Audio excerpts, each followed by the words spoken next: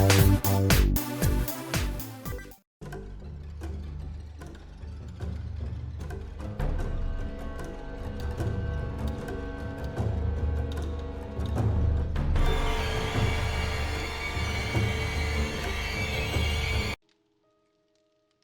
on Wolvax Lives. I think it's time we play a little 7 Days to Die.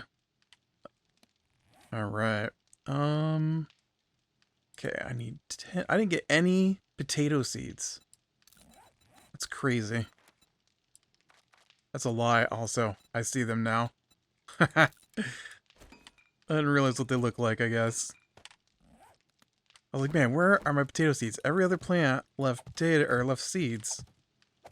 I don't see any potato seeds. My brain was like, they look like potatoes cut in half. Which they kind of do, but not exact.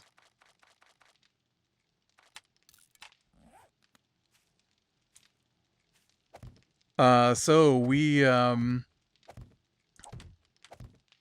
played a little bit. We did not get as much time as I would have liked, obviously, because no one ever shows up on time. D&D this week. I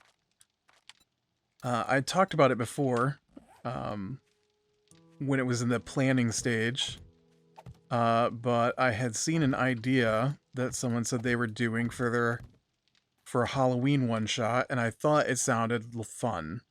And that was to do a Call of Duty-esque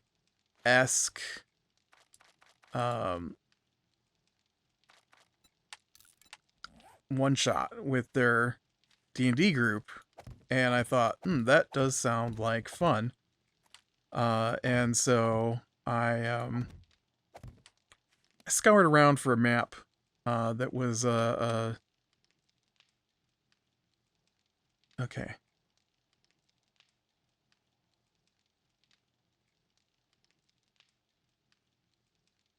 All right, now I really don't see any yucca seeds, right?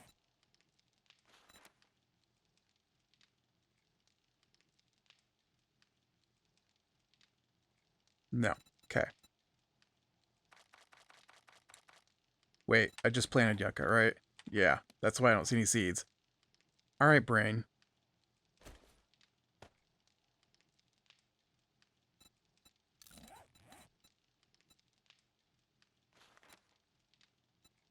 Oh, you have to have soil to make mushroom spores. That's weak. I'm clearly about to put this down in the ground. I shouldn't need ground to put spores in the ground.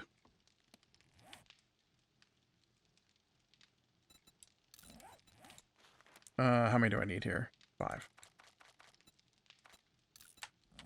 And so I did manage to find what I thought would be a pretty cool map.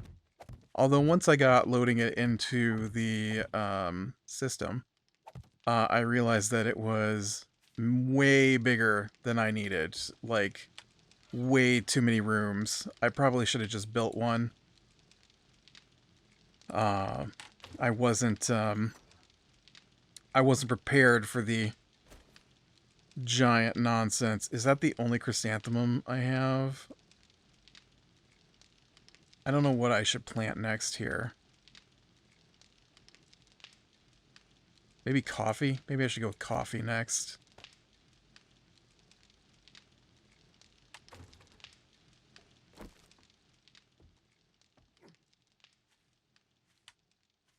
Oh, I have two more rows here, so I could pick 2.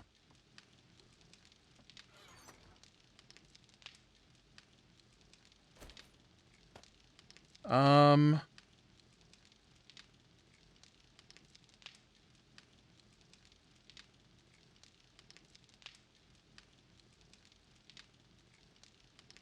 mean, basically I want to plant everything eventually, but what's the most useful? I don't know if pumpkins are more useful. I don't need the drink because I drink yucca. Or no, I drink yucca. So I'm not too worried about that. Oh, and I just put these right in the... what were you doing, guy? That's not how this works. That's not how this works at all.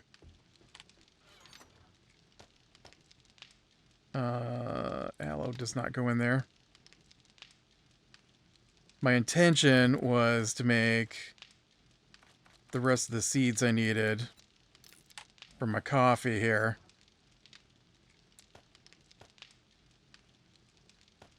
So I'll plant these in the next line over, and I'll just move my coffee over one. That leaves me one shy of a full 10. Okay. And then we'll get rid of the potatoes.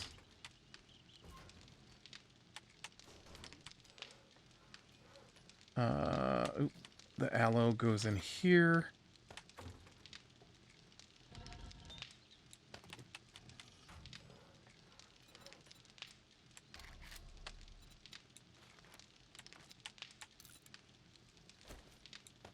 Alright, so I need to get more supplies for bullets. So let's go ahead and head out to do that.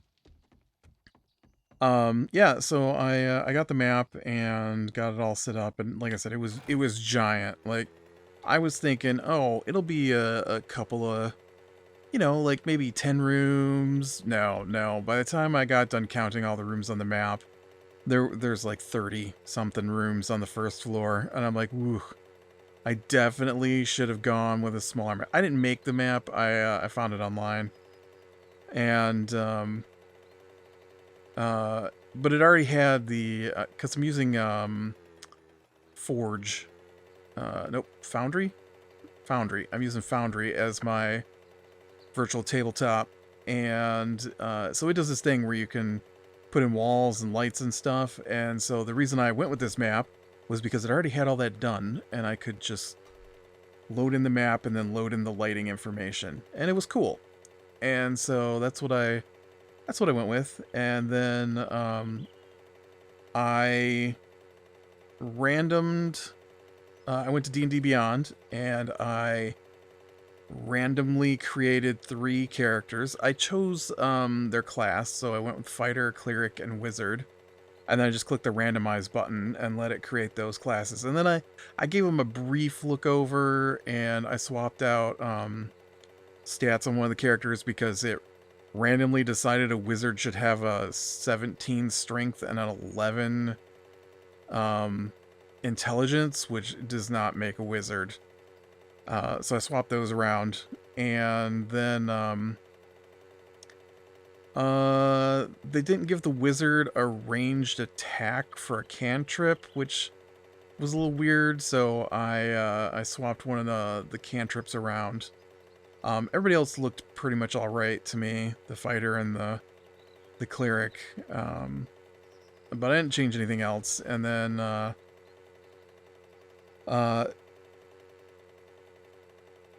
there's a module in Foundry that allows you to or no, Forge, Foundry.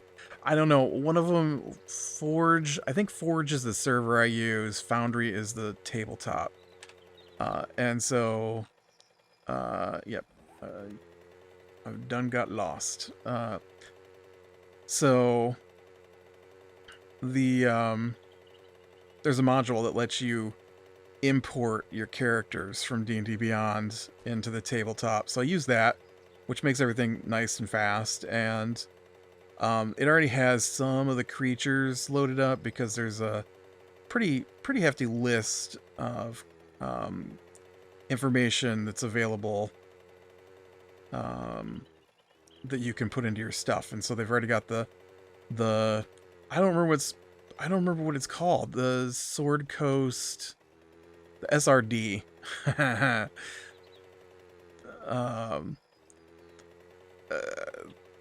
That's what it's called, the SRD. Those are the open free rules from D&D that anyone can use in their content. And so they already have that stuff loaded, so I just have to manually import to my, home game the information from the books that I've purchased on D&D Beyond, right? So they already had most of the monsters in there that I was using. I only had to put in a couple. I only had to put in one monster. I'd have to look. I think it's only the one monster I had to do, and then everything else was pre preloaded. I don't have any ladders. I need to bring some ladders down in here. Let me go here and cut down a tree. I can make up some ladders.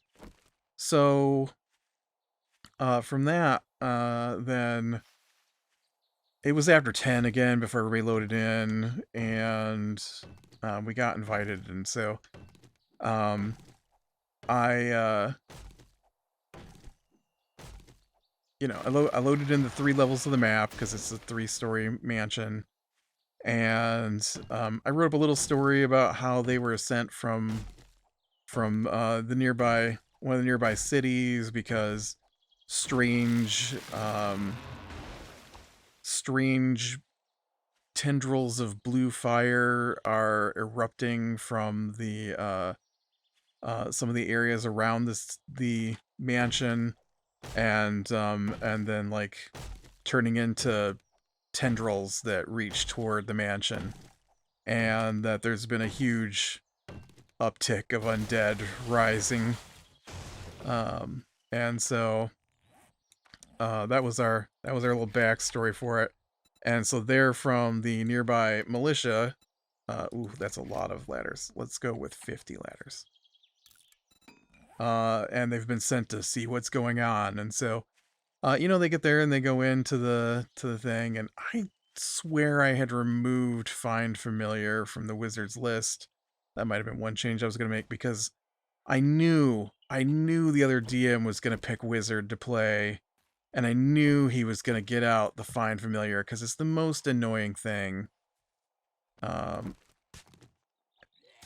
It's not necessarily annoying to use, but he's annoying with it. Mostly because, oh, there you are.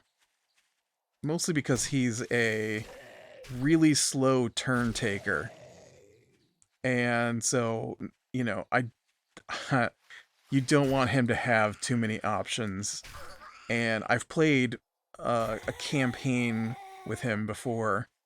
I was a player, he was a player, somebody else was a DM, where he played a wizard. And so what he had done was he looked into playing a wizard as the most antagonistic and annoying version of a wizard, to the DM. That was his big idea because he thought he'd be funny. And instead what it turns into is every turn we have to wait for him to figure out where he's going to move his familiar to and what his familiar is going to do. And then we have to wait for him to read over all his spells.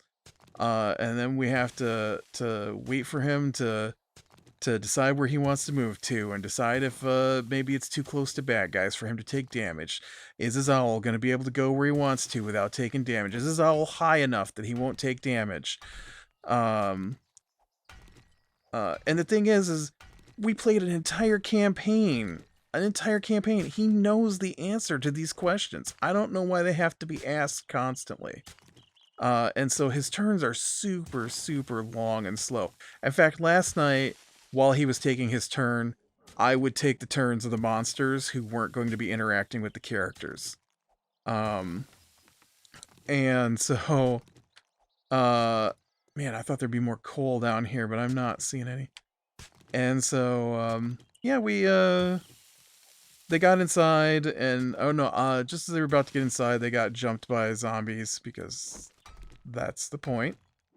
And so they fought off a couple of zombies, and then when the zombies died, the zombies dropped gems. And so I've got a little list of what unlocks with what number of gems and what upgrades you can purchase with what number of gems, right? And so it's a bit different from Call of Duty Zombies, but it's similar. Things come in waves. You have to unlock things using what drops off the monsters, right? And it's more than zombies because there's undead, right? I've got skeletons and I think the next creature that comes out is going to be wretched drifters. Don't quote me on that name. I gotta find more coal. That place doesn't have any. Or if it does, it's deeper than I want to dig. Or maybe I should just continue to dig. I honestly am not sure. I usually go look for a new place when the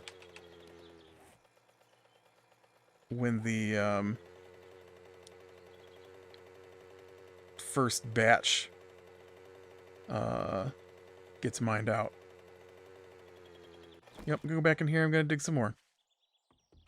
So and then the doors are locked. Some of the doors are locked when they get in there, and the ones that are locked require gems to unlock them, and then once you open them, then you can, you know, find out what kind of item is inside, and then you can pay to unlock that item. And so it was really funny because they're like, ooh, we don't want to touch the gems. Maybe we should just leave the gems there. And I'm just thinking, that's the whole point of this, is to kill the things and get the gems. What do you mean you're going to leave the gems there? That wouldn't have been my first thought. And so they argued for probably 5 minutes over whether or not they should take the gems. And then once they got inside, I let them look around a little bit, and then I was like, all right, we have to go into combat mode now. And they're like, combat? I'm like, yep, because you're on a timer here, and you have used up your running around looking at things. And so then the next wave of zombies came out, and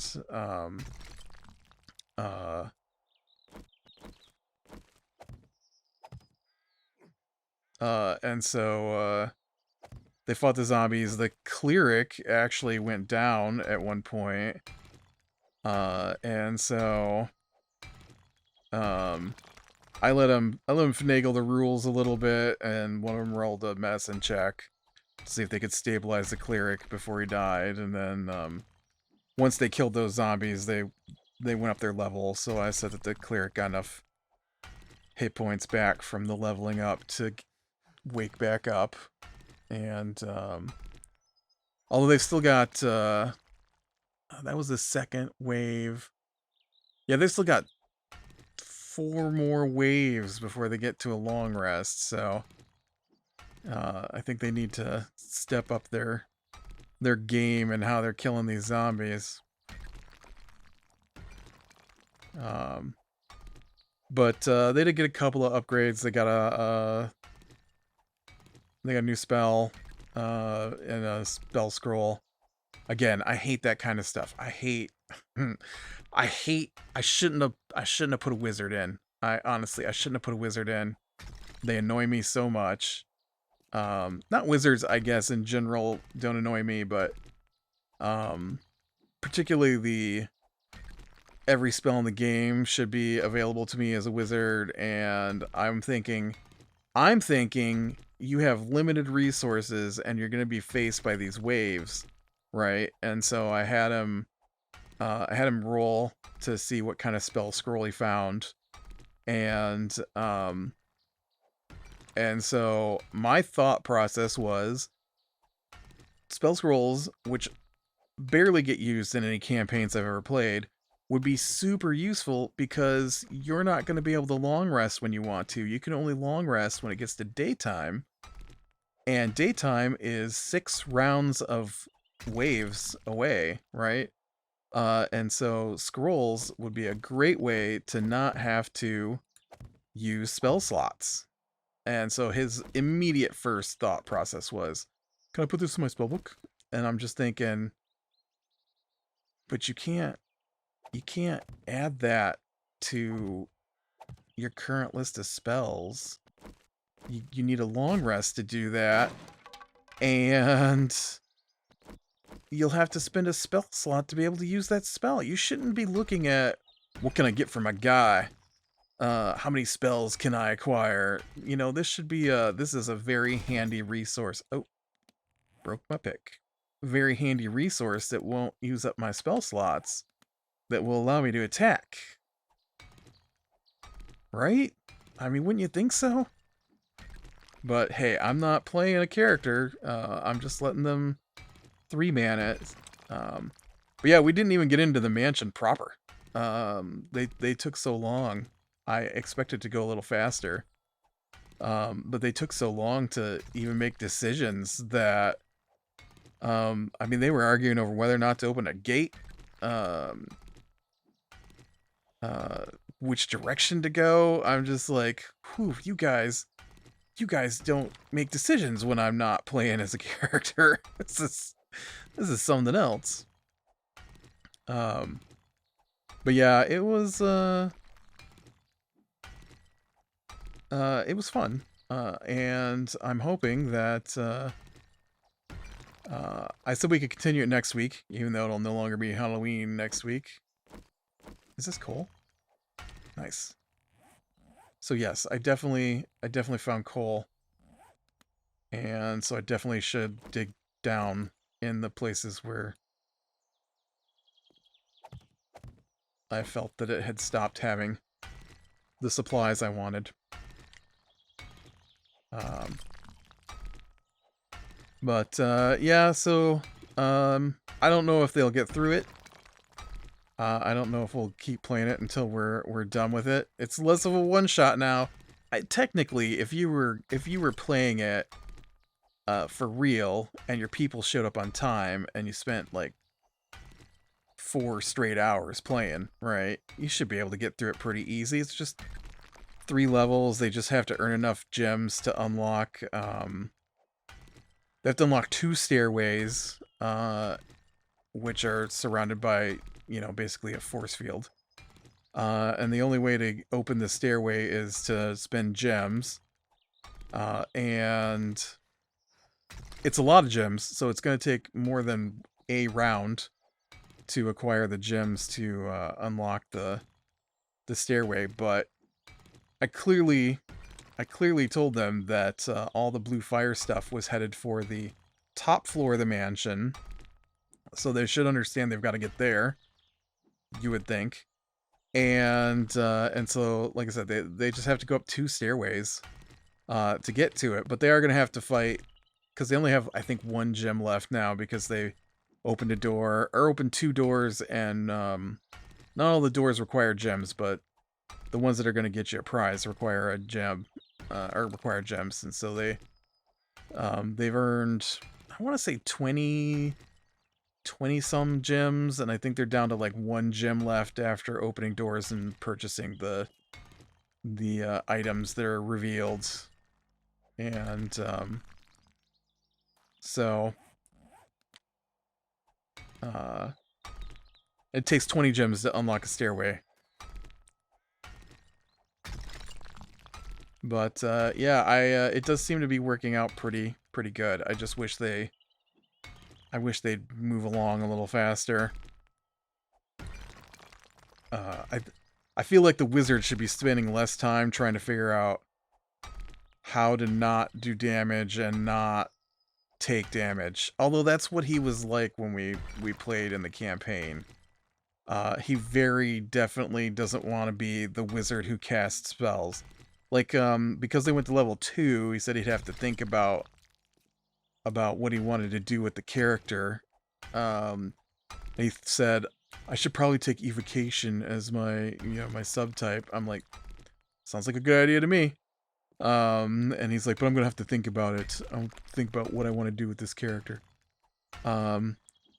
Dude, it's Call of Duty Zombies. Your goal is to kill zombies and get to the end.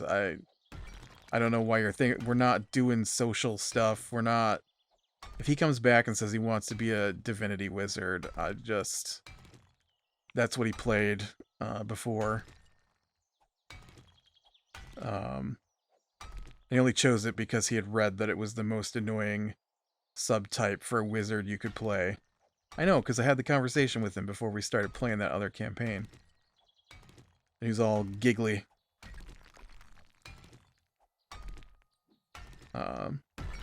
I usually try to think of what class I want to play, and then look through the backgrounds to come up with a theme for the character, and then once I've got my background theme, then I come up with a story for the character if we're going to do a campaign where my character's background matters. And so it's weird to me to go and be like, what's the worst possible class combination for annoying other people that I could take? Although, I will say that some of the campaigns I've played in with this particular guy as DM, I've actually had to go and alter the characters to survive his DMing style.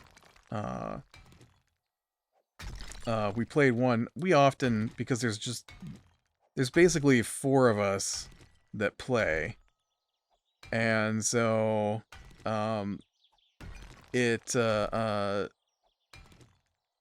sometimes there's just 3 of us that play. Either way, often the DM will play a character in the campaign just so we have 4 characters, right?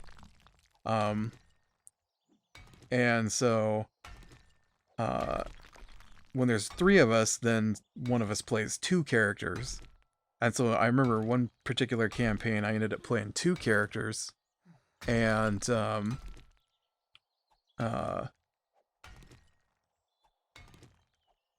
I went with the cleric because I'd never played a cleric before. They're okay, not my favorite. And then I hadn't played a rogue yet, and so I went with an assassin rogue because it seemed like fun. But then I should have. I mean, I like the abilities they have, but some of the abilities you never get to use with the DM we play with, because he doesn't like for the players to get surprises on the bad guys. Even though he constantly says the bad guys have surprise on the players. And so, which is a thing I definitely hope they clean up in the D&D 1 rules, is how surprise works, because I don't like the way it's written out in the current rules. It's very confusing as to how you're actually supposed to run it. At least to me, anyways. And, but anyways, so, you know, we get in there, and so I'm playing 2 characters. The other guy, there were only 3 of us playing. I'm playing 2 characters. The other guy, he's playing 1 character. And then the DM is playing a character. And so when we pick out our characters, we discuss what characters we're going to play. And so we try to make a balanced party, right? And so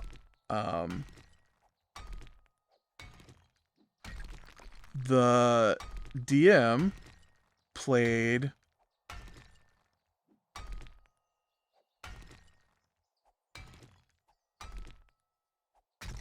I'm trying to think of which character he used. I'm pretty sure the DM played a monk. And so a monk is a frontline fighter type.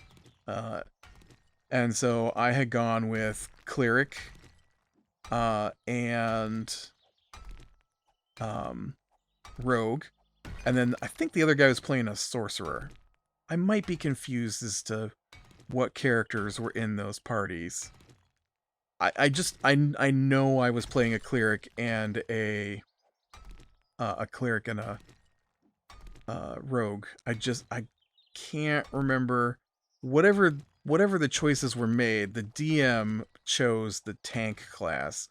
Now there's not really a tank class in D&D, but he was supposed to be in the front and, you know, try and block the bad guys from getting to, I don't know, the sorcerer or warlock, whatever the other guy was playing. Or the rogue for that matter. And so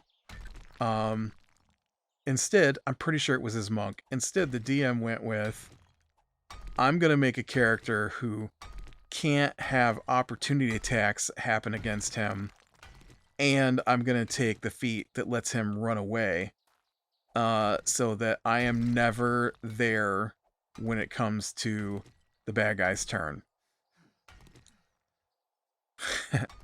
And so he would run up, he would make his attacks, and then he would run away, leaving the rogue, the cleric, and the caster as the things closest to the bad guys.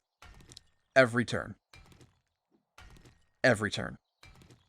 And so I ended up having to really heavily armor up my cleric and swap my levels on my rogue.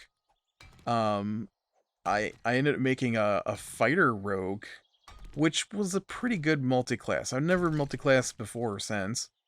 But man, that was a pretty powerful combination. I try not to go min-max as much damage as possible. I mean, I do want to do a lot of damage, but I tend to just pick a theme for the character and then, you know, take things that match that theme. Like a bard might be really good at controlling mobs and stuff.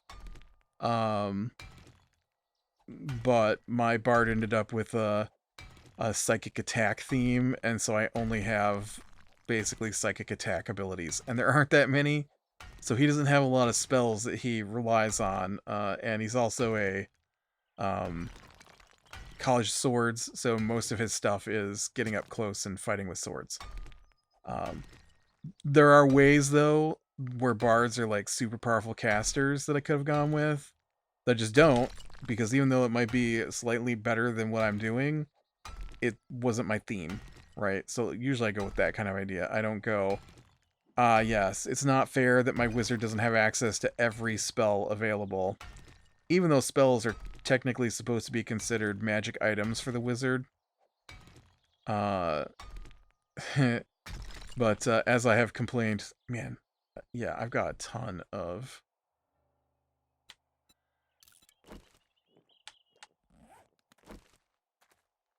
I need to go get some... Well, I had a bunch of nitro, right? I had like 1,500 nitro. Or nitra back at my base. So this should be... hopefully a good chunk of coal to make some gunpowder with so I can make some more bullets. You need like 500 bullets to be able to do these big missions. And I don't have it. I've done shot my way through my last load of bullets. But yeah, so I ended up having to make my rogue basically our frontline character. I mean, a cleric works too. The particular cleric I had was able to wear like heavy armor and stuff. He didn't do so much damage, but he was able to soak up damage pretty good. I'd have preferred him to be toward the back so he could, you know, heal. But most turns I was using him to try and stop the bad guys from getting to our caster. And then the same thing with my rogue fighter. Had to step up and be able to take hits. Although, I will say, there is one thing I like to do that's a bit min-maxy, and that is, I really dig Rings of Protection and Cloaks of Protection. And so I usually try to get my hands on those. And our DM, it's like the one thing he's got a blind spot for. And so I can usually talk him into letting us have those. And, where's my base? And also letting us create upgraded versions of them. Which is super bizarre because he'll be like, no, you've got a +1 greatsword. Well, a +2 greatsword is too powerful. And I'll be like, okay. And then I'll be like, well, what about a +2 ring of protection? He's like, yeah, I probably will fine with that. That's just an extra 2. Yeah, it's not just 2 AC. It's also +2 to my saving throws. You know. And so yeah. That's the one thing I really push for. I love like protection stuff. I like not being hit as well. But I'm not afraid to get my guy into the front lines. Oh man, I barely touched my coal. I should look at making those diamond axe pick things. Diamond. This right here. Oh, it's forged steel, glue, mechanical parts, and 3 diamonds. Do I have 3 diamonds? I don't see any diamonds. Are they up here? I swear I had some diamonds. I got steel. It's right there. Forged steel. I've only got 2 diamonds. Oh, man. Need to find myself another diamond.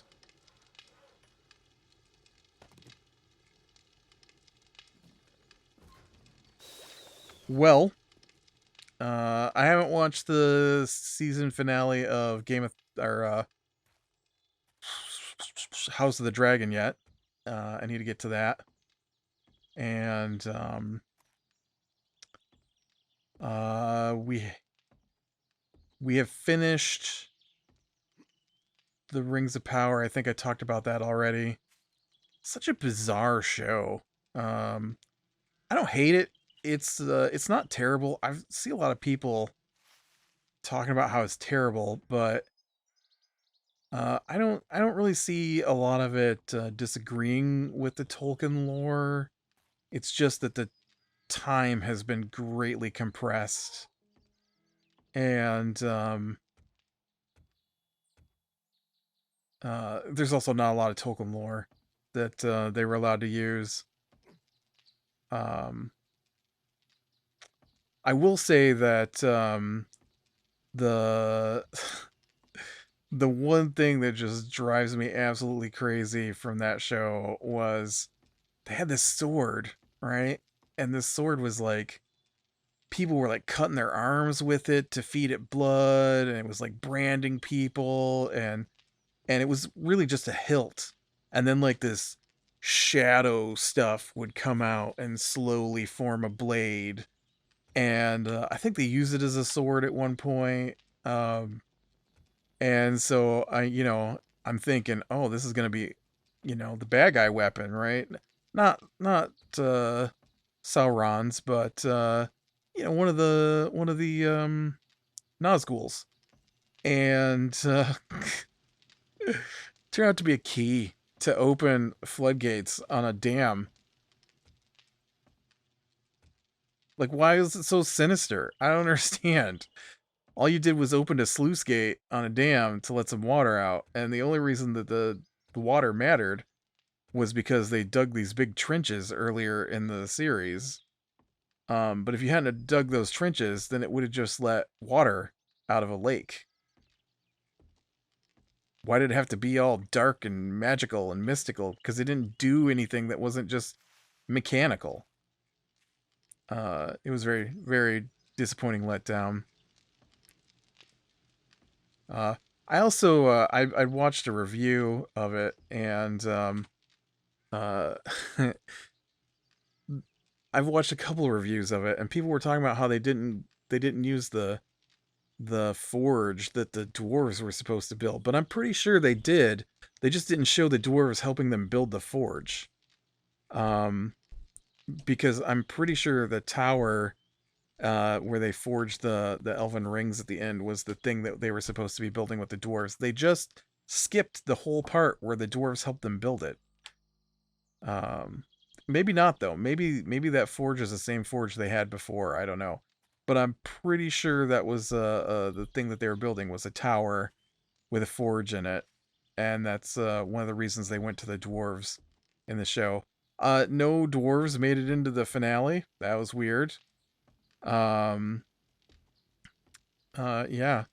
The other thing that I saw that I wanted to talk about now that I've talked myself out of time was the Wheel of Time teaser came out a couple of weeks ago for season 2, and it looks just as awful as the first season was. Um, they're pretty big on locking down, like anything that's even remotely related to official Wheel of Time stuff, uh, like only has good comments, and the preview videos are all like, "Oh, this is the most amazing looking," and I'm just looking at it, I'm like, none of this matches the books.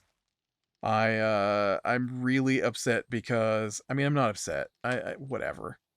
Your show is dumb. I'll go with that. Your show is dumb because you spouted again, it's a hypocrisy thing. If this was just an adaptation, I don't think I'd care as much. I'd be like, "Oh man, it sucks that the adaptation's not as close to the books as I would like." But no, these people were like, "We've got special on-set staff who make sure we stick to what the books say." And we've spent years going over the books to make sure that everything matches, and then they release videos, they're like, here's the lore, and it's all like, yeah, this matches the book, and then the show comes out and it's like, none of what we do matches the books. And then the showrunner is like, yeah, I just did all this stuff because I wanted to piss off the book readers. Like, oh, thanks, guy. That's super special. So anyways, with that, be better in the small things, lean to the light, and I will talk to you later.